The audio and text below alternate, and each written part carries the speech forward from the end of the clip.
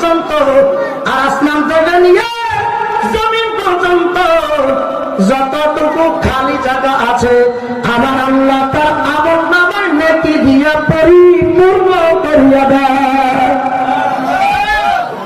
আমার বন্ধুগণ, আল্লাহ নবী মুহাম্মদ রাসূলুল্লাহ সাল্লাল্লাহু তাআলা আলাইহি ওয়াসাল্লাম বলে, ও পৃথিবীর মানুষেরা, ও পৃথিবীর উম্মতেরা, তোমরা যদি একটা বার সুবহানাল্লাহ বলো তাহলে যাই না রাখো একটা আরবি গোলাম আজাদ করার নাকি তোমার আমল নামায় লিখে দেওয়া হয়।